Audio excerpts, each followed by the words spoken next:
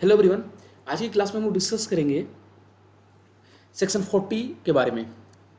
जैसे पिछली क्लास में हमने डिस्कस करा था सेक्शन 40 ए आई और 40 ए आई ए, जो होता है नॉन डिडक्शन ऑफ टीडीएस में रेसिडेंट और नॉन रेसिडेंट में, जहाँ पे रेसिडेंट के केस में टू द एक्सटेंट ऑफ 30% डिस्काउंस होता था। अगर हम क्या करा था, टीडीएस अगर हम डिडक्ट नहीं करें तो।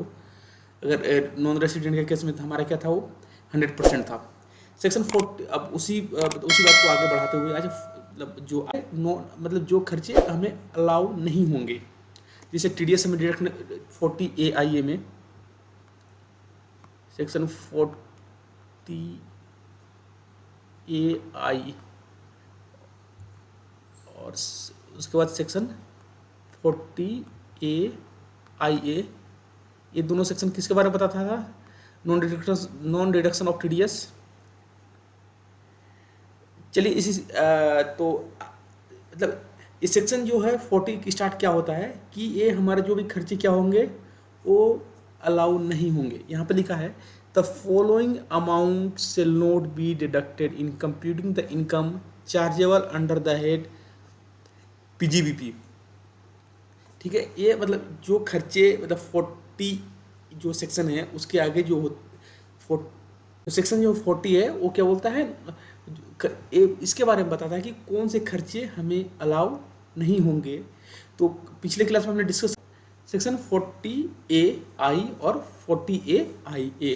अब आज डिस्कस करेंगे, अब आगे डिस्कस करते हैं आज हम सेक्शन 40 ए आई बी। सेक्शन 40 ए आई बी क्या होता है? ये होता है कि इक्वलाइजेशन लेवी पे होता है ये सेक्शन, कि अगर हमने किसी भी नॉन रेसिडेंट को अगर हमने क्या करा है, अगर कुछ स्पेसिफाइड सर्विस ली है तो उस पर हमने क्या करा है, इक्वलाइजेशन लेवी हमने डिडक्ट नहीं किया है तो खर्चे हमें डिसअलाउ होंगे।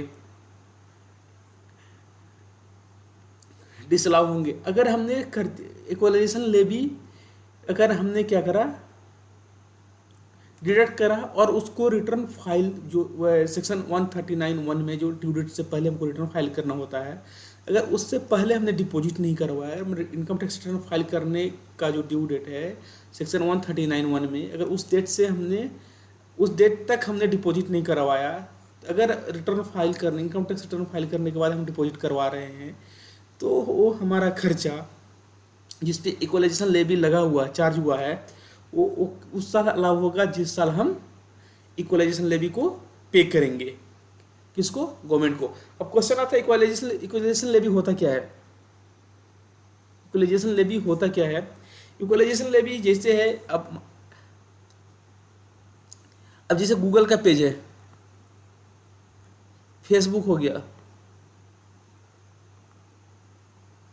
इंस्टाग्राम हो गया, ट्विटर हो गया, इन सारे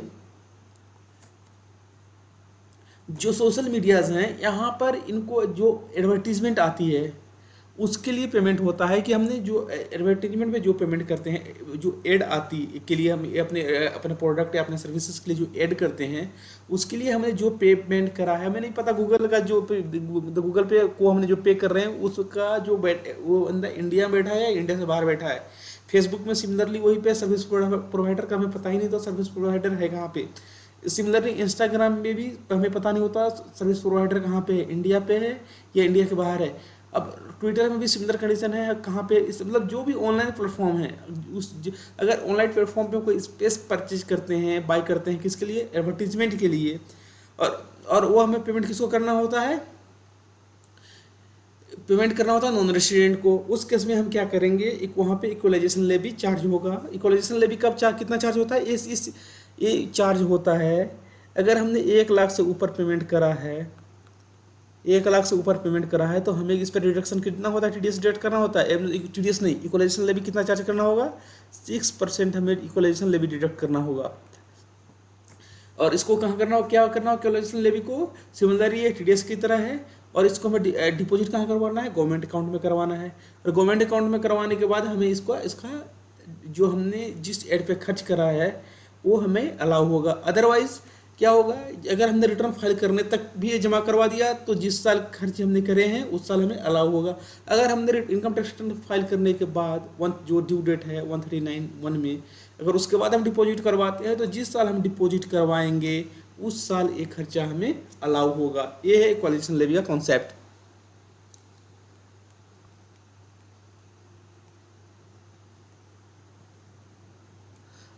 अब इसको एक बार फिर समझते हैं। यहाँ पे it provides that where any consideration is paid और payable to non resident for specified service on which, specified service means जो एड की सर्विस है या ऑन जो मतलब स्पेस परचेज करते हैं ऑनलाइन प्लेटफॉर्म पे, on which equalization levy is deductible and such levy has not been deducted और after deduction has not been paid on और before the due date under section 139(1) में। या तो हमने डिडक्ट नहीं करा है, या तो डिडक्ट करने के बाद इसको हमने कब पे नहीं करा है, रिटर्न फाइल करने से पहले पहले तक हम इसको पे नहीं करा है। Then such expenses incurred by the C toward the consideration for the specified service shall not be allowed as deduction. अब उसके बाद however where in respect of such consideration if the equalization levy has been deducted in the subsequent years or has been deducted during the previous year but paid after the due date specified under section 139, such sum shall be allowed as deduction in computing the previous year in which such levy has been paid। तो जिस साल हम जिस अगर return file करने के बाद हम पे कर रहे हैं तो जब हम पे करेंगे तब हमें अलाउ होगा।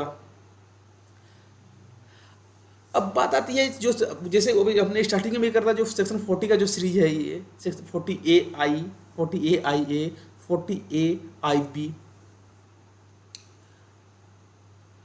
अब इसमें क्या है, ये हमारा इस पे खर्चे अलाउ नहीं होते हैं। ये नेगेटिव बोलते हैं, ये एक तरह से बोले कि ये जो बताता है कि हमें खर्चा अलाउ नहीं होता, हमें इस तरह से बोल सकते हैं कि एक नेगेटिव कॉन्सेप्ट है सेक्शन 40 का। अब आगे बात करते हैं क्या, सेक्शन 40A(II). यानी वहाँ पे बात क्या करता है कि हमने कोई टैक्स पे करा है, किसी बिजनेस पे या प्रोफेशन पे। Tax means income tax act या एसेस टैक्स या जो भी हो, जो कि ये प्रॉफिट गेन्स पे हमने क्या करा है, कोई भी टैक्स पे करा है। टैक्स मीन्स एसेस टैक्स या इनकम टैक्स एक्ट टैक्स, वो हमें अलाउ नहीं होगा। ये कहाँ बताता है, सेक्शन 40A(II) में बताता है।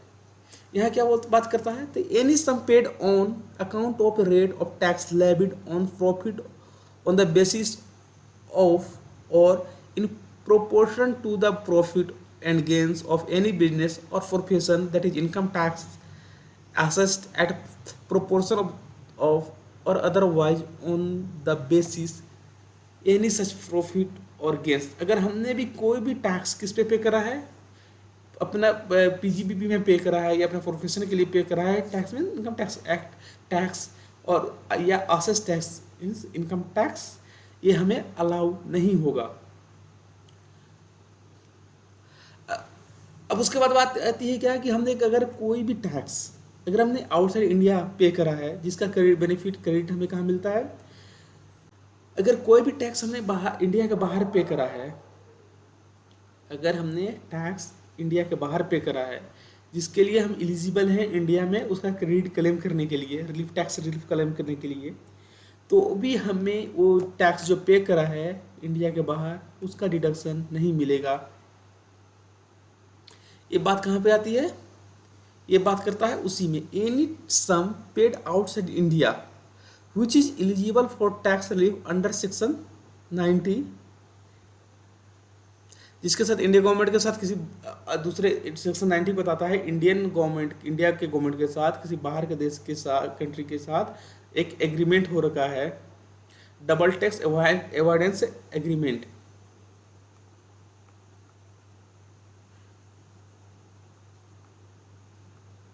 DTA का एग्रीमेंट हो रखा है,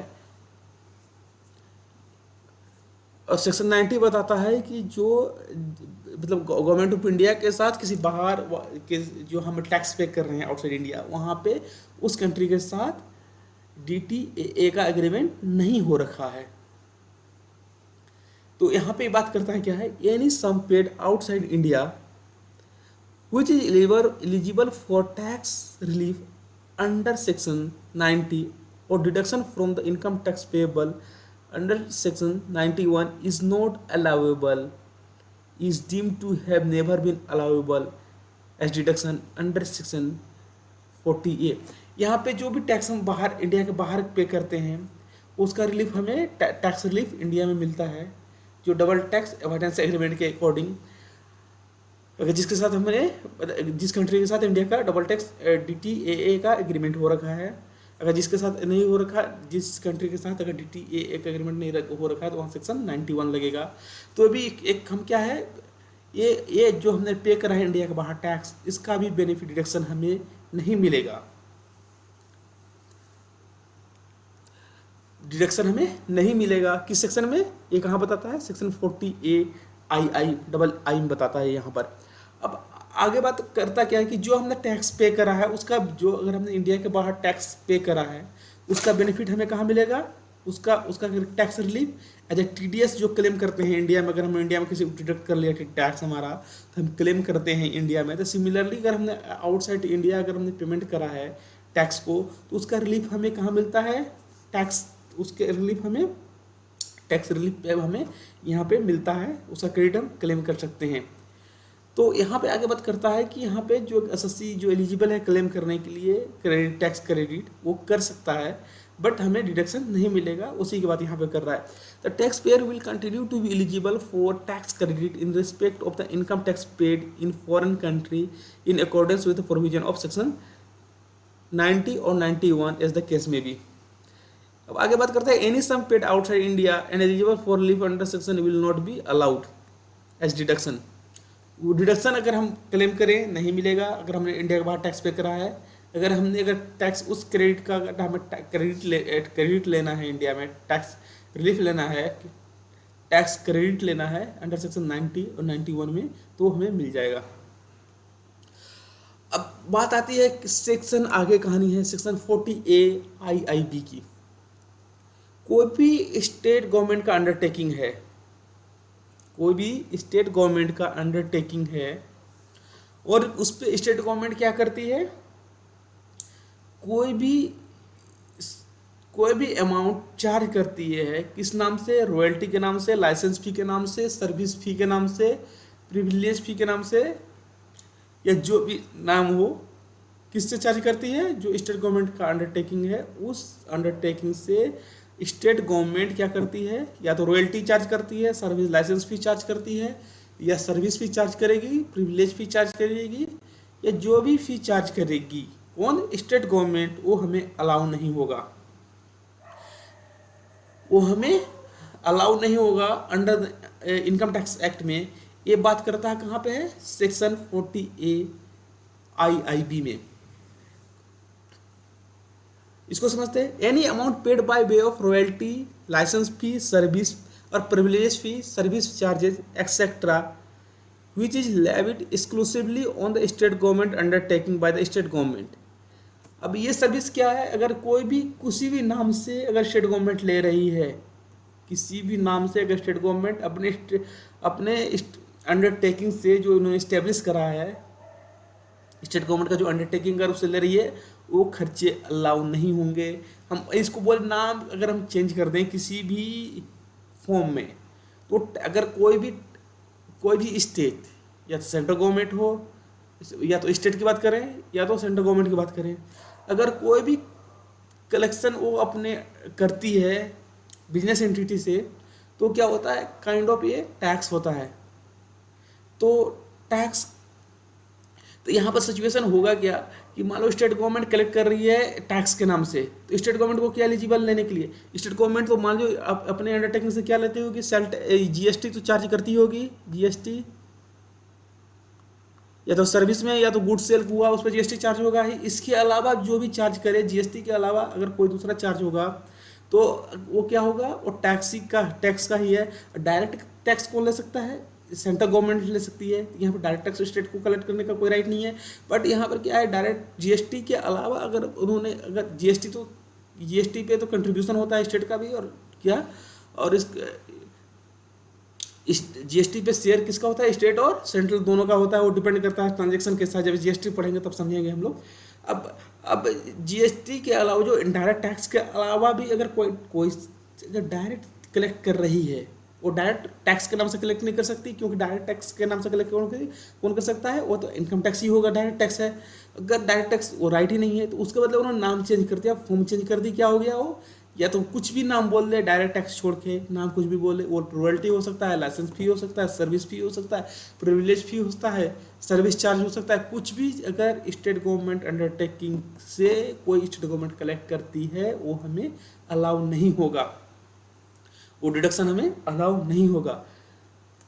अब आगे बात करता है क्या, एनी अमाउंट अप्रोप्रिएटेड डायरेक्टली और indirectly from the state government undertaking by the state government, मतलब डायरेक्टली या इनडायरेक्टली किसी फॉर्म में टैक्स कलेक्ट करती है अदर देन जीएसटी, वो क्या होगा, डिसअलाउ होगा। अब स्टेट गवर्नमेंट अंडरटेकिंग किसको बोलेंगे, या कॉर्पोरेट इस्टेब्लिश बाय और under any act of the state government, A company in which more than 50% paid up capital equity share is held by the state government, ठीक है। अब उसके बाद आता है company in which more than 50% of paid up equity share capital is held singly और jointly bye ए और B. ये बात कर रहा है यहाँ पर स्टेट गवर्नमेंट अंडरटेकिंग हम किसको बोलेंगे। तो हमारा क्वेश्चन में क्या आएगा कि वहाँ क्लियरली बोलेगा स्टेट गवर्नमेंट अंडरटेकिंग ये है, उससे स्टेट फलाना स्टेट इससे इतना सर्विस फी या रॉयल्टी या प्रिविलेज चार्ज जो भी नाम हो वो कलेक्ट करती है, तो अलाउ होगा, ये हमें खर्चे अलाउ नहीं होंगे। ये है सैलरी में जो हम नॉन रेसिडेंट को सैलरी पे कर रहे हैं या आउटसाइड इंडिया सैलरी पे कर रहे हैं, वो क्या होगा, हमें अगर उस पर हमने टीडीएस डिडक्ट नहीं करा है तो खर्चे हमें अलाउ नहीं होंगे, वो खर्चे हमें अलाउ नहीं होंगे। इसकी बात कहाँ कर रही है, सेक्शन 40A(3) में, सेक्शन 40A सब सेक्शन 3 में इसकी क्या बात कर रहा है।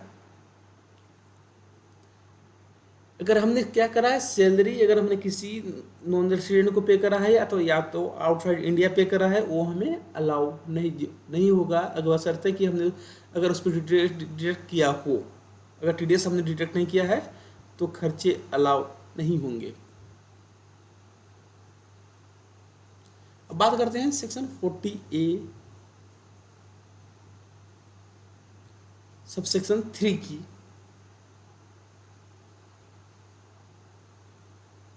अब बात करते हैं सेक्शन 40A(3) की।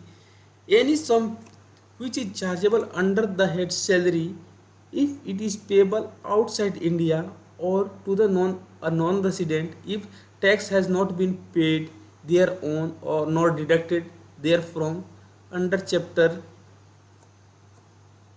17B, तो क्या होगा, हमें अलाउ नहीं होगा। मतलब सैलरी हमने पे करा किसी नॉन रेसिडेंट को या तो आउटसाइड इंडिया हमने सैलरी पे करा है, उस पर हम टीडीएस ना तो डिडक्ट करा है, तो वो हमें अलाउ नहीं होगा। अब देखिए नॉन रेसिडेंट के केस में है क्या कि कोई भी अगर हमने किसी भी नॉन रेसिडेंट को सैलरी आउटसाइड इंडिया, उसने क्या करा है, एम्प्लॉय जो हमारा है वो इंडिया के बाहर काम करता है, हमारी यूनिट इंडिया के बाहर है और वहाँ पे काम करता है और सैलरी उसको इंडिया के बाहर मिला है, तो इस केस में क्या होगा, टीडीएस लायबल नहीं होगा डिडक्ट करने के लिए। यहाँ पर इंडिया में टीडीएस अगर हमने सैलरी आउटसाइड इंडिया पे करा है और एम्प्लॉय कहाँ कर रहा है, अपनी सर्विस कहाँ दे रहा है, आउटसाइड इंडिया दे रहा है, तो इस केस में हमें टीडीएस डिडक्ट लायबल ही नहीं है, टीडीएस उस सैलरी पे डिडक्ट करने के लिए। तो यहाँ पे अलाउ हो जाएगा। सिचुएशन क्या यहाँ पर, employees were non resident who rendered, employees were non resident, यहाँ पर एम्प्लॉय क्या है, नॉन रेसिडेंट है, who rendered service outside India and also receive salary outside India. Non resident का है अपना सर्विस इंडिया के बाहर दे रहा है और सर्विस भी सैलरी भी अपनी इंडिया से बाहर ही उसको मिल रही है. Salary paid to them were not liable to tax in India, hence provision of section 40A3 were not applicable. अगर हमने इंडिया के बाहर किसी नॉन रेसिडेंट को, उसने अपनी सर्विस कहाँ दी है, इंडिया के बाहर दी है, और सैलरी भी हम उसको उनको क्या कर रहे हैं, इंडिया के बाहर ही दे रहे हैं, तो हमें वो प्रोविजन सेक्शन 40A3 अप्लीकेबल नहीं होता है यहाँ पर. ये कहाँ बोला गया है, किस केस में ये जजमेंट है, ये mother dairy fruits vegetable private limited versus CIT का जजमेंट है ये.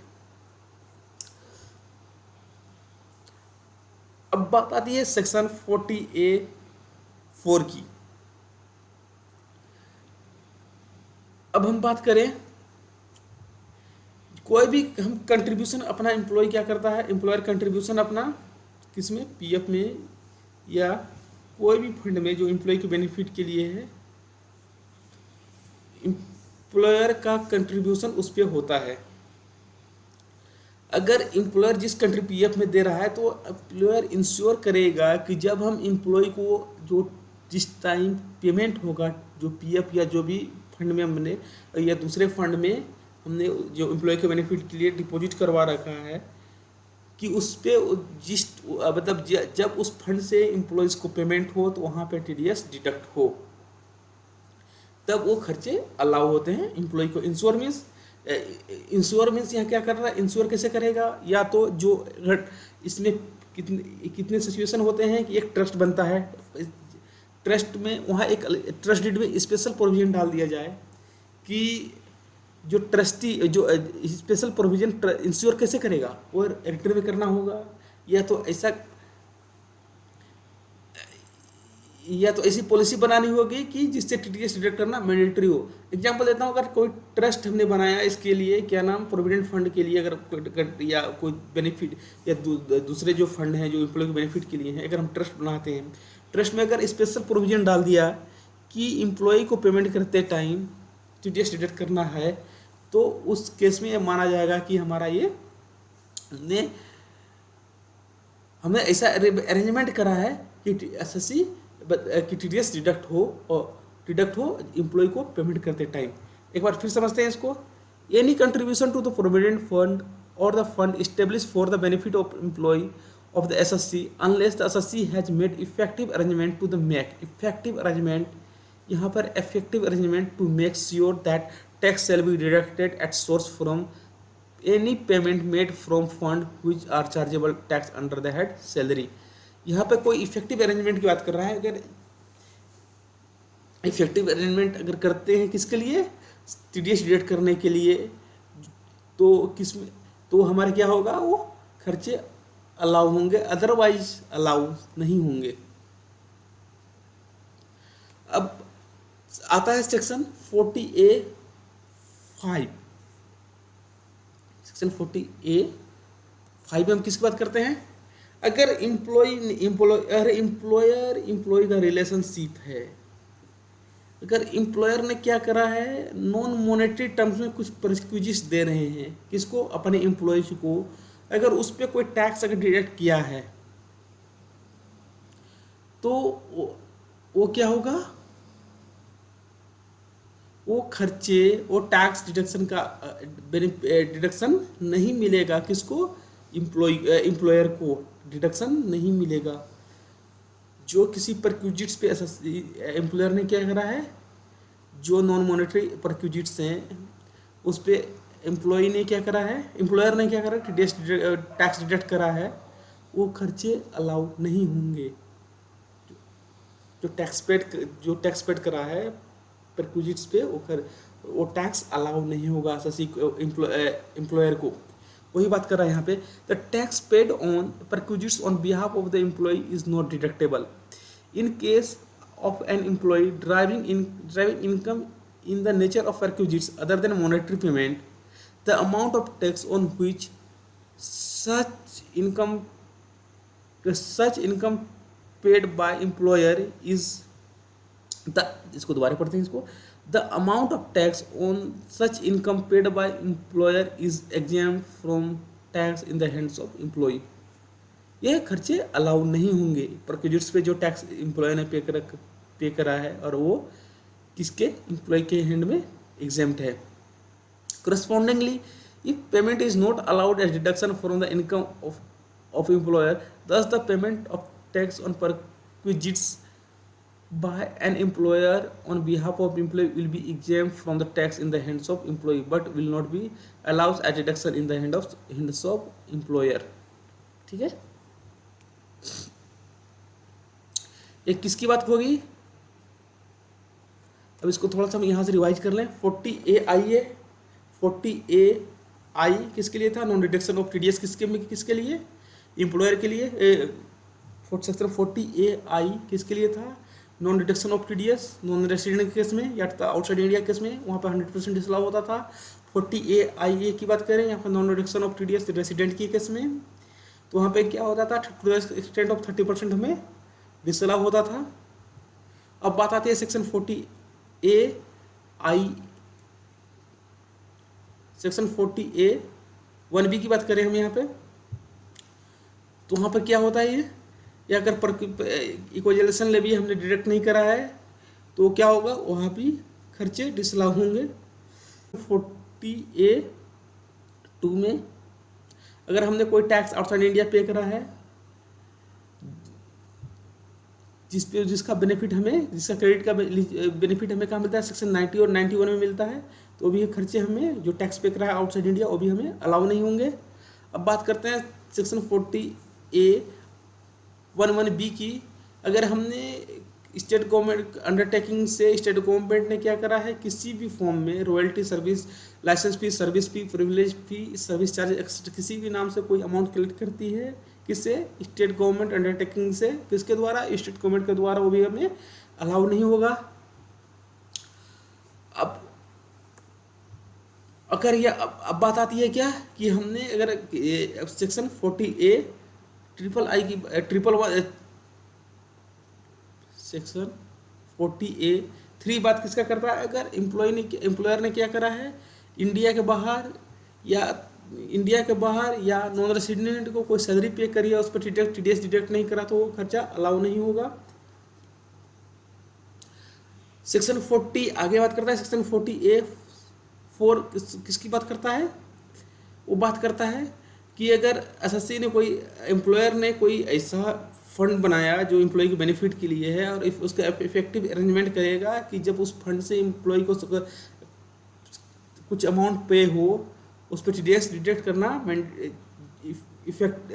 जरूरी है, उसके लिए कोई ऐसा अरेंजमेंट करेगा कि उस पर टीडीएस डिडक्ट हो। अगर उसका अरेंजमेंट नहीं करता है तो भी ये अलाउ नहीं होगा।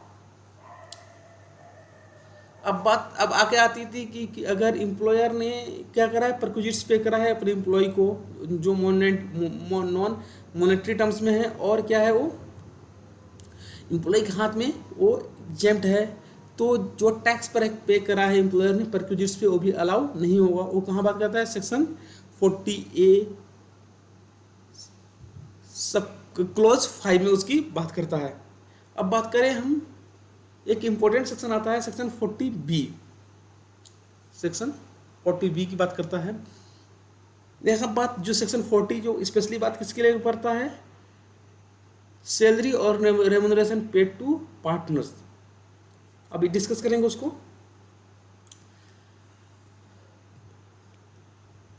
अगर कोई भी फॉर्म मीन्स पार्टनरशिप फॉर्म या एलएलपी अपने नॉन वर्किंग पार्टनर को रेम्यूनरेशन पे करती है, या तो सैलरी, रेम्यूनरेशन किस फॉर्म में हो सकता है, सैलरी, बोनस, कमीशन, कुछ भी बोल लो, उस फॉर्म में हो सकता है, तो क्या होगा, अलाउ नहीं होगा।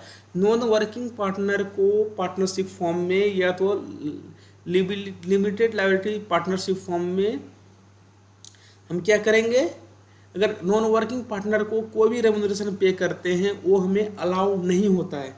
वो कहाँ मेंशन है, सेक्शन 40B में मेंशन है।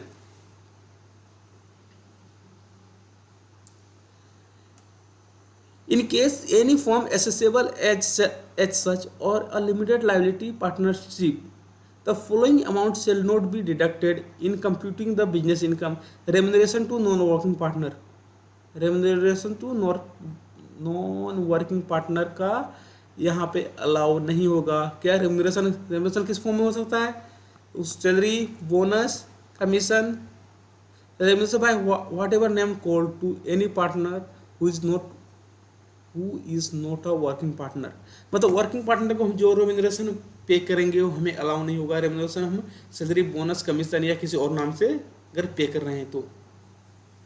अगर ये दो नॉन वर्किंग पार्टनर की बात, अगर हमने वर्किंग पार्टनर को भी रेम्यूनरेशन पे करा है, अगर वो क्या है पार्टनर, वो अगर हमने रेम्यूनरेशन वर्किंग पार्टनर को भी पेमेंट करा है, सब्जेक्ट टू अगर पार्टनरशिप डीड में अगर ऑथराइज नहीं है कि हम वर्किंग पार्टनर को भी रेम्यूनरेशन नहीं दे सकते, ऑथराइज अगर है नहीं है कि नहीं दे सकते, तो भी हमें अलाउ नहीं होगा। अगर पार्टनरशिप डीड में अगर मेंशन नहीं है कि हम रेम्यूनरेशन किसको देंगे, पार्टनर्स को, वर्किंग पार्टनर्स को देंगे, अगर मेंशन नहीं रहने के केस में रेम्यूनरेशन वर्किंग पार्टनर को भी अलाउ नहीं होगा। ये बात ध्यान देने वाली है। Remuneration to working partner not authorised by deed, any remuneration paid to working partner or interest to any partner who is not authorized by or which is not inconsistent with the terms of the partnership deed। मतलब partnership deed में अगर हमें remuneration working partner को अगर claim करना तो क्या mention करना होगा कि रेम्यूनरेशन मेंशन करना होगा कि हम इसको रेम्यूनरेशन पे करेंगे। पार्टनरशिप डीड में रेम्यूनरेशन मेंशन करना होगा। दूसरा, अगर हम इंटरेस्ट पे कर रहे हैं करेंगे तो इंटरेस्ट भी वहाँ पर मेंशन करना होगा, वहाँ मेंशन करना होगा कि हम पार्टनर को इंटरेस्ट जो उसने लोन अगर वहाँ अगर दिया है तो हम क्या करेंगे, उस पर पार्टनरशिप उसको क्या करेगी, फॉर्म क्या करेगी, उसको इंटरेस्ट पे करेगी और रेम्यूनरेशन देगी। अगर मेंशन दोनों चीज़ें मेंशन नहीं है तो क्या होगा, अलाउ नहीं होगा। अगर सुनो, अब बात आती क्या है कि अगर पार्टनरशिप डीड में पार्टनरशिप एक, मैं बात करूं पहले से पार्टनरशिप बना हुआ एक आ रहा था जहां पे ऑथराइज नहीं था पार्टनरशिप, क्या नाम आपका, रेम्यूनरेशन देना पार्टनर को। अगर उसको अमेंड करते हैं, अमेंड करके बोलते हैं कि हम पिछले साल से मतलब मतलब पिछले डेट से किसी पार्टिकुलर डेट से हम क्या करेंगे, पार्टनर्स को रेम्यूनरेशन देंगे, तो भी अलाउ नहीं होगा।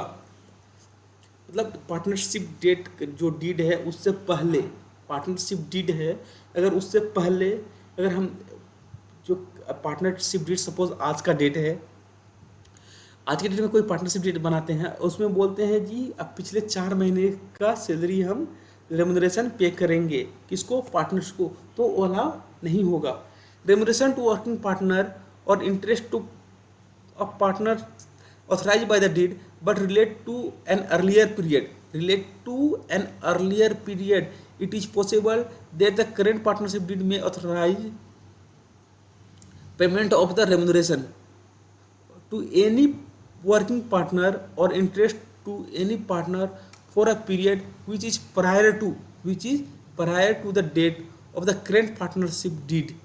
The approval by the current partnership deed might have been necessitated due to the fact that the payment was not authorized by or was inconsistent with the earlier partnership deed. Such payment of the remuneration or interest will also be disallowed। मतलब आपको वो हमें prior, मतलब जिस date का agreement, आज का date क्या हो गया, आज डेट हो गया आपका 28 अप्रैल 2022। अगर हम इस डेट में डेट बनाते हैं, हम बोलेंगे जी जो हमारे पिछले साल जो 1 अप्रैल 2021 से हम पार्टनर को रेम्यूनरेशन देंगे। डीड कब बनाते हैं, 28/4/2022 को डीड बनाते हैं पार्टनरशिप डीड। या अब इसमें मेंशन क्या करते हैं कि 1/4/2021 से जो पार्टनरशिप एग्जिस्ट कर रही है उसको पार्टनर को हम रेम्यूनरेशन देंगे। तो प्रायर पीरियड का हो गया, ये कब का, पार्टनरशिप डीड से प्रायर पीरियड का हो गया, तो ये हमें अलाउ नहीं होगा।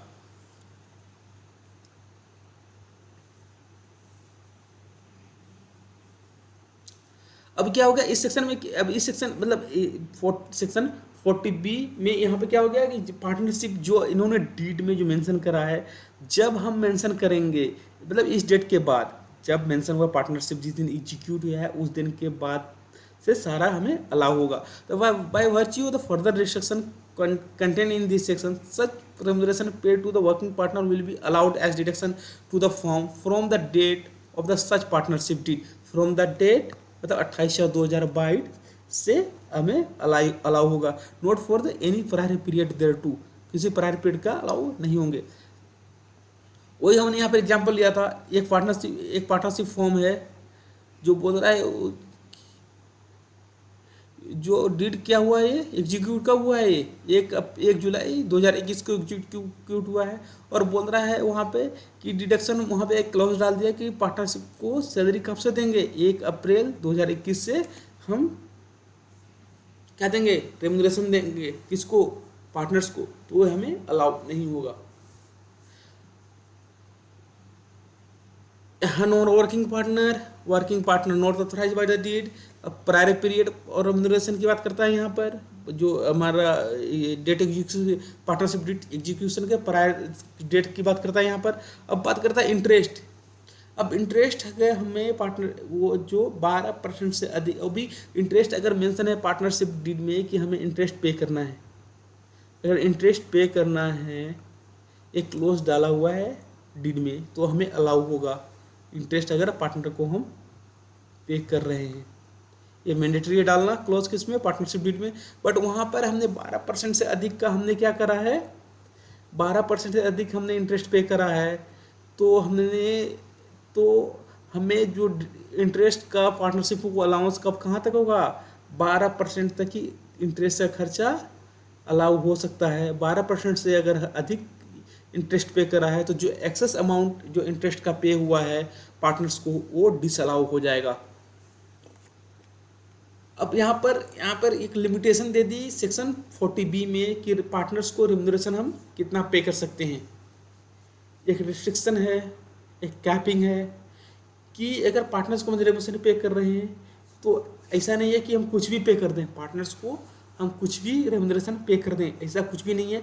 हम ऐसा है, पार्टनर्स को रेम्यूनरेशन पे करने के लिए क्या करना होगा, वहाँ पे कैपिंग लगी हुई है। कैपिंग क्या, अगर हमारा पार्टनरशिप फर्म का अगर बुक प्रॉफिट कितना है, 3 लाख रुपए है, पहला प्रॉफिट क्या है, फर्स्ट प्रॉफिट। अगर प्रॉफिट बुक प्रॉफिट कंप्यूट करेंगे, बुक प्रॉफिट में हम उसका कितना दे सकते हैं, पहला 3 लाख तक प्रॉफिट का हम जो फर्स्ट 3 लाख प्रॉफिट है बुक प्रॉफिट, उसका 1.5 लाख रुपए या 90% of book profit whichever is higher, हम इतना दे सकते हैं।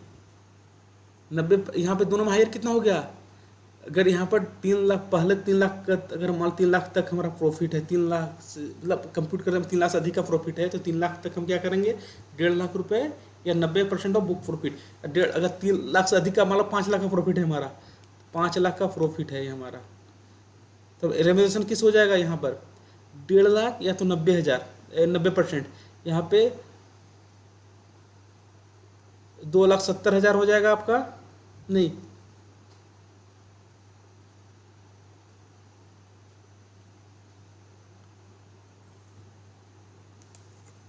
पहला प्रॉफिट 3 लाख था हमारा, कितना हो जाएगा 90%, 2,70,000 रुपये। और उसके बाद जो बैलेंस प्रॉफिट है, बैलेंस प्रॉफिट पे 60%, बैलेंस प्रॉफिट हमारा 2 लाख बचा। उसके बाद हमने 3 लाख पे कितना दे दिया, 90% या 1.5 लाख रुपए। ये मैक्सिमम लिमिट है, मतलब इतना देना नहीं है, ये मैंडेटरी नहीं है, मैक्सिमम लिमिट है 1.5 लाख रुपए या 90% विच एवर इज हायर। उसके बाद बैलेंस पे 60% कितना हो गया, 2 लाख का 1,20,000 रुपये, 3,90,000 रुपये हम मैक्सिमम दे सकते हैं क्या, रेम्यूनरेशन पार्टनर्स को। अगर हमने 3,90,000 से अधिक का रेम्यूनरेशन दिया तो हमें डिसअलाउ हो जाएगा। तो ये क्या है, यहाँ पर कैपिंग लगा दी कि ये मैक्सिमम अमाउंट है, ये बात ध्यान रखने वाली है, मैक्सिमम अमाउंट है जो इनकम टैक्स से बात करता है पार्टनर्स को देने के लिए। अगर इससे अधिक हमने दिया तो डिसअलाउ होगा।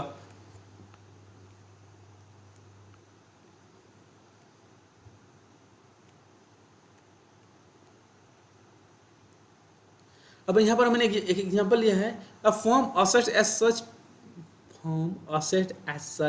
Has paid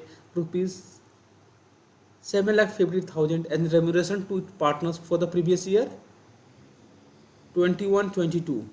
In accordance with its partnership deed, it has a book profit of ₹10 lakh as computed under section 40B. What is the remuneration is allowable? तो पहला 3 लाख तक हमें कितना प्रॉफिट मिलेगा? 1.5 या 90,000, विच एवर इज 1.5 लाख या 90% of the book profit first 3 lakh, तो क्या हो जाएगा? 2,70,000 रुपये 3 लाख का 90%। अब उसके बाद आपका क्या हो गया? Balance ₹7 lakh of book profit. हमारा प्रॉफिट कितना? 10 लाख का था। बैलेंस हमारा कितना हो गया? 3 लाख का 10 लाख में से लेस करेंगे तो 7 लाख रुपए बचेगा।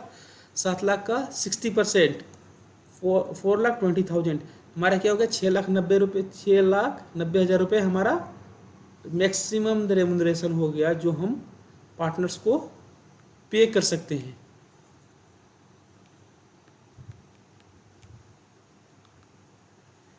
मैक्सिमम रेम्यूनरेशन पार्टनर्स को हम पे कर सकते हैं, बट हमारे केस में इन्होंने कितना पे करा है फॉर्म ने? 7,50,000 रुपये। 7,50,000 रुपये पे करा है किसको? पार्टनरशिप फॉर्म को, पार्टनर्स को एज रेम्यूनरेशन। पार्टनर्स को कितना पे करा है? 7,50,000। तो हमारा 60,000 रुपये क्या हो जाएगा? हमारा ये डिसअलाउ होगा जो एक्सेस पेमेंट है।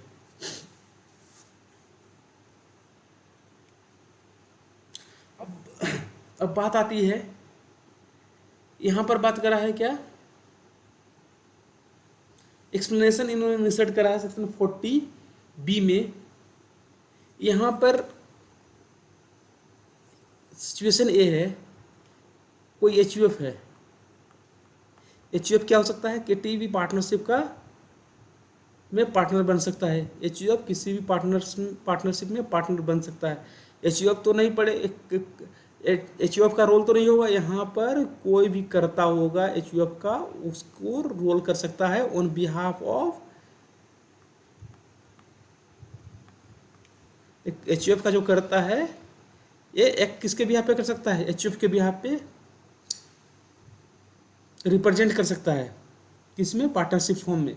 अगर यहाँ पर एक बात आती है क्या कि HUF पार्टनरशिप फॉर्म ने किसको? पार्टनरशिप फॉर्म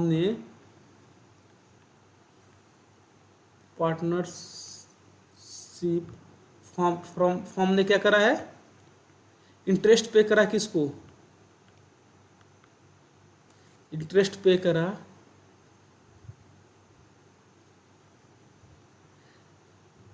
इंडिविजुअल कैपेसिटी में। इंडिविजुअल कैपेसिटी में किसको? कर्ता को। या कर्ता ने उसमें दे रखा था क्या?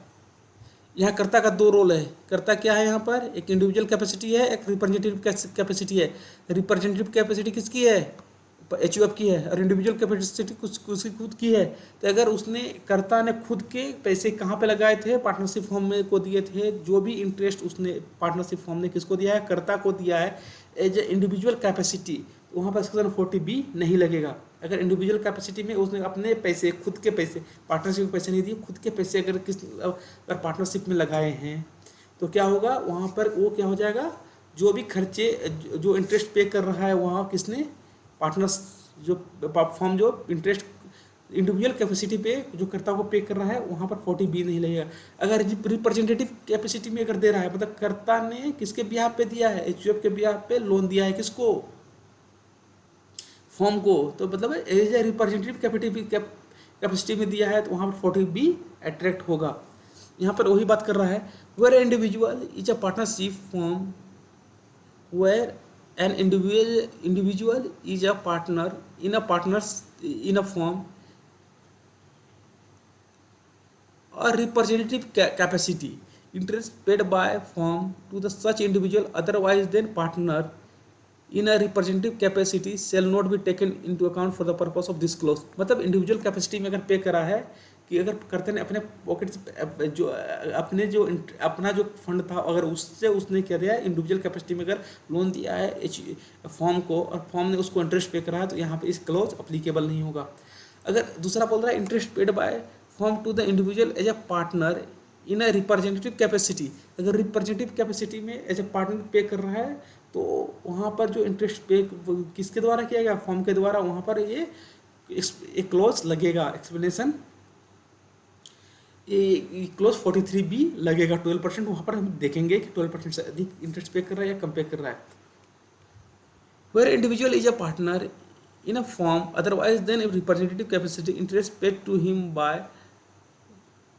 firm shall not be taken account if he received the same on behalf of or benefit of the any other person।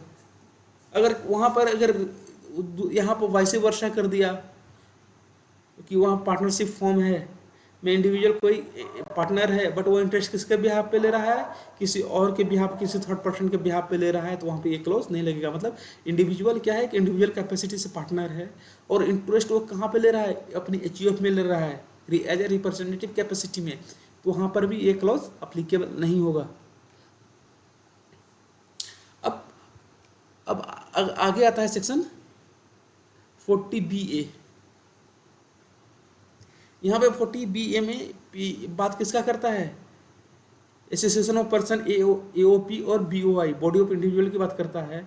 वहाँ पर अपने एओपी मतलब एसोसिएशन ऑफ पर्सन और बीओए बॉडी ऑफ बीओआई नहीं बीओआई बॉडी ऑफ इंडिविजुअल क्या करता है, अपने अपने मेंबर्स को, एसोसिएशन ऑफ पर्सन क्या होता है, 4 लोग मिल गए ना, तो कोई पार्टनरशिप डीड है, कोई काम करना है, 4 लोग मिल गए, एक एसोसिएशन बना ली कोई काम करने के लिए, इसके 4 मेंबर हैं, या तो बॉडी इंडिविजुअल है 4-5 मेंबर हैं जुट गए यहाँ पे एक साथ किसी काम करने के लिए।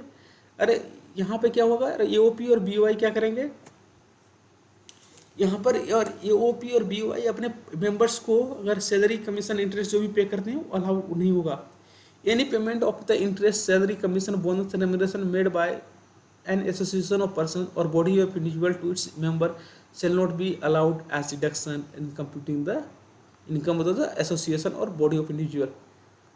अभी कोई भी खर्च सैलरी अगर हमने पे करा है किसको, मेंबर्स को, किसके, बॉडी एसोसिएशन ऑफ पर्सन या बॉडी ऑफ इंडिविजुअल का, तो वो खर्चे अलाउ नहीं होंगे ईओपी और बीओआई को। सिमिलरली वहाँ पर इंडिविजुअल कैपेसिटी की बात करता था, यहाँ पर नेट इफेक्ट लेंगे। यहाँ पे क्या होगा, एक्सप्लेनेशन उन्होंने 3 एक्सप्लेनेशन सेट करे हैं सेक्शन 40BA में। Where interest is paid by the AOP और BOI to the members who has paid the interest to AOP और BOI, the amount of interest to be disallowed under clause BA shall be limited to the net interest।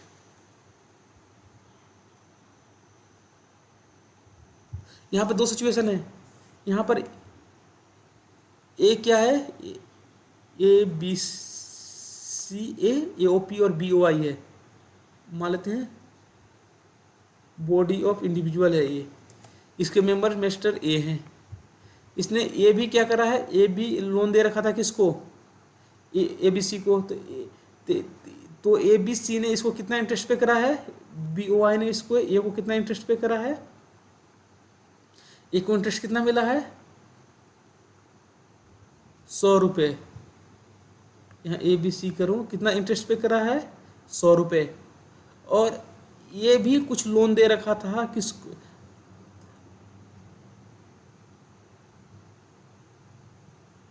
Loan दे भी रखा है loan ले भी रखा है। ये यहाँ पे क्या सिचुएशन हुआ है, लोन ले भी रखा है किससे, एओ बीओआई से, इसने ये ने लोन ले रखा है, तो उस पर इंटरेस्ट किसको देगा, ये इंटरेस्ट किसको देगा, बॉडी ऑफ इंडिविजुअल ABC को इंटरेस्ट देगा। मान लो 50 रुपये इसने इंटरेस्ट किसको दिए, बीओआई को, जो नेट इफेक्ट है 50 और डिसअलाउ होगा, वही बात करता है यहाँ पर, वही नेट इफेक्ट जो नेट आएगा वो डिसअलाउ होगा। Where interest is paid by an AOP और बीओआई टू ए मेंबर और who has paid interest to AOP और BOI, the amount of the interest to be disallowed under the clause shall be limited to the net amount of the interest paid by the BOI or to the partner members। Similarly वहाँ पर इसी बात कर रहा है, where individual is a member of the member in AOP और BOI is a representative capacity और interest paid by AOP और BOI टू सच इंडिविजुअल और by such individual to AOP BOI otherwise than the member as a representative capacity shall not be taken into account for the purpose of the clause BA but interest paid to or received from each person is representative capacity shall be taken into account. यहाँ पर भी बोलता है कि representative अगर individual capacity में उसको कोई भी इंटरेस्ट मिल रहा है तो सेक्शन जो क्लॉज ए 40B अट्रैक्ट नहीं होगा. अगर रिप्रेजेंटेटिव कैपेसिटी में अगर मिल रहा है इंटरेस्ट किसी इंडिविजुअल को तो वहाँ भी नेट इफेक्ट लेंगे. जो इंटरेस्ट मिला है कहाँ से, AOP और BOI से, या जो इंटरेस्ट इसने पे करा है किसको, AOP BOI को, जो नेट होगा वो क्या होगा, डिसअलाउ होगा.